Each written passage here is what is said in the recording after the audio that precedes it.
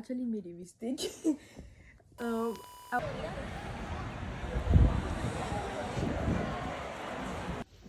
Hi guys, welcome to another episode of What's in My Wardrobe Flip or Fix. I don't even know what episode we're on now. Sorry if you are hearing any background noise. You might be asking why you should be hearing any background noise when I'm using the microphone. That's because this microphone is actually just a prop. It doesn't work. I just wanted to hold it. It's an Android microphone and doesn't work for iOS, So I bought it when I still used to use my Samsung to record before it got stolen back then. Yeah, anyways, let's get into this episode. So the first thing I want to do is I want to seam rip the waistband. Usually you don't need to seam rip the waist when you're trying to downsize the pants. I want it to be like a downsized pants, like it should be low rise. How did I say that? Yeah, I think that's it. It should be like low rise. So that is what I want to do. But why I am ripping out the waist is that it is not fitted. Like the elastic there is not really gripping onto anything. Like it's just there for being there sake. So that is why I'm going to be ripping it out. So I'm going to be losing out the stitches by this side too, and I'm going to be losing out this blue material that was here before, so that I am able to reconstruct the crotch side and make it low rise as I explained before. But let's do that first and let's get into the next step after we do. No, let's do that first, then I'll tell you what. So after seam ripping all the sides of the pants, as you can see, I went ahead to pin the inside like this first crotch line and the front one also. But if your pants is already like well fitted and you like the way it looks, you don't need to do this. But mine is too big and it looks awful on my body. So after doing that, I went ahead to test it on to see if it was okay. Then after it was okay, I verified that it's okay. I'm just going to sew along those lines, and I'm going to pin around the sides to check if it's okay and test it on. If it's okay, we're not going to sew it on yet because of the inspo of the pants we're using. Well, I'll explain the next step from there, but I just wanted to show you the next step after seam ripping everything. And also the most important part, the band. I seam ripped this open too, but I had a cut around the side, so I'm just going to create an opening from this side, which I already did. So I pinned it together to measure if it is well fitted on my waist. I'm sorry for the good noise. If it's well fitted on my waist. So I'm just going to cut it out, the parts that I don't want to include anymore. Then I'm going to join the sides together like this and sew beside them. And I'm going to do the same thing too for the elastic waistband. But don't forget, if you have rope in the midst of your joggers like I do, please do not cut away the rope. Remove it so that you are able to do what you want to do. Then you let me remove this, I don't know, but just be careful not to sew or cut or make any mistakes on it. Yeah. Oh, and one more thing before I go, I also seam rip the bottom part of the pants. This is going to be useful, I guess. But I also seam rip after I was done attaching the sides together. This is just pinned together. I haven't sewn it out yet. Just wanted to show you how it looks real quick. So after joining the sides together like this and the elastic together, I'm just going to sew on top of it twice on the sides that I'm losing out, not on everything, just the side that I lose out on. So after that, I am going to reattach it to the bottom of the pants just like I did. Usually I would zigzag stitch the edge at the edge of my what's it called, the pants. So as I said before, usually I would zigzag stitch the top of the elastic parts and the top of the pants like this, because I already attached the crotch together, as you can see here. But my machine hasn't been working for months now. I don't know what the issue is. I've done everything, so I'm just going to take it back to where I bought it, think this month or next month, to get it fixed. But if you have a zigzag stitch or a serger, just go ahead to serge the edges of this and the elastic part. So after I attach it to the top part of this pant, I already pin the sides down and I tested it on to see if it's all right. So there's there's a couple of changes I want to make. What I want to do is um I want to reduce this crotch line, so I'm just going to increase. Usually you're supposed to sew from here after doing all those stuff, but I am going to like go up by 1 or 2 inches and just sew throughout. But do not just sew everything throughout. I measured where my knee length start from. I'm not going to sew everything. I'm just going to sew up to my knee length because I want to attach the fabric I got from the pants to it, because I want it to be flare like the inspo we're using. But I will explain it to you so you don't get confused. But basically what I want to do now is attach the band to the top part and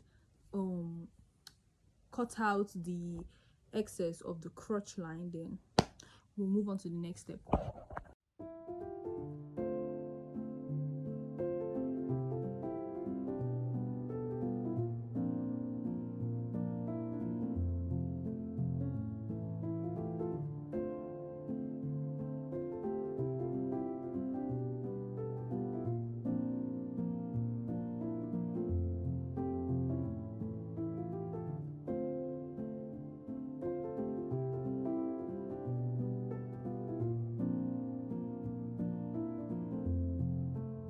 So after attaching the elastic to the pants, it's time to sew the crotch line. So you need to mark where your knee length stops, which I already did. Let me just show you real quick. Okay, it's marked here already. So I'm just going to pin from that point upward like this. Don't know if you can see that. Yep, it's showing. I'm going to do that too on the other side where the knee length stops, and just sew onto there. But before that, I am going to downsize the crotch length. So basically what I'm gonna do is, you told me it wasn't about, okay,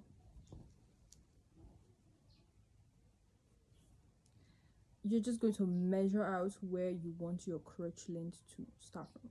So I already did mine. I don't really need to measure. I can eyeball it, but this is, I wanted to start somewhere here. You can see what I'm showing, somewhere here. Then I'm just going to sew towards the knee length. I'm going to pin that out, go and sew it, then come to show you the next step. We're almost done with this. We're almost done. This is just the most important part. This is me editing, and I'm realizing the place you're supposed to leave space on is the one that is supposed to be at the side, like the sides of the pants, not the one that goes to the crotch line. So it's supposed to be on the outside. When you leave that space on the inner part and you connect you fit the fabric you're supposed to fit into there, it's going to come out looking really really weird. I made that mistake and I forgot to say that in the video, so please make sure you do that when you are also recreating yours.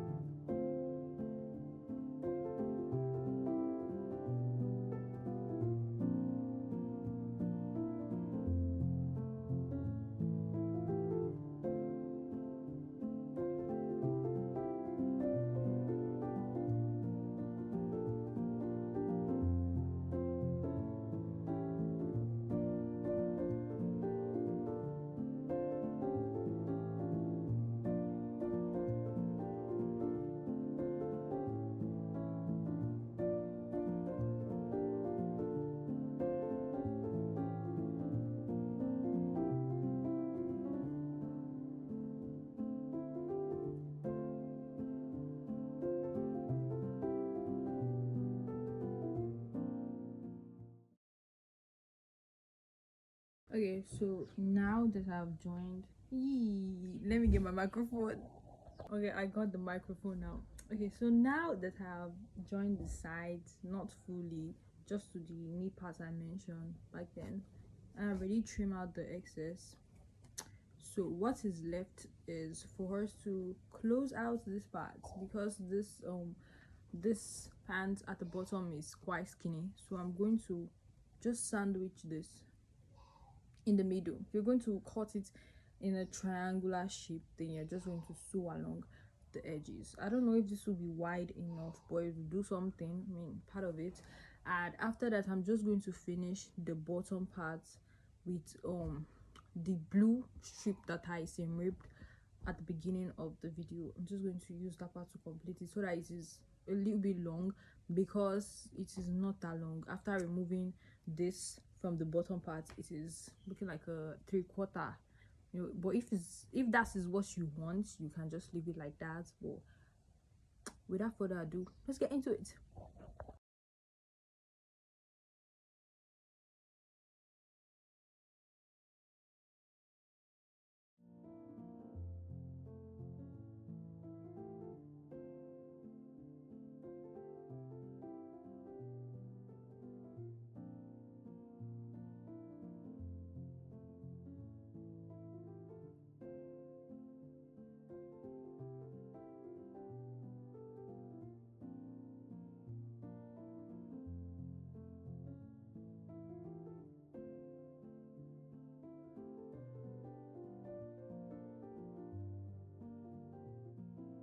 So this is how you're gonna wanna pin it.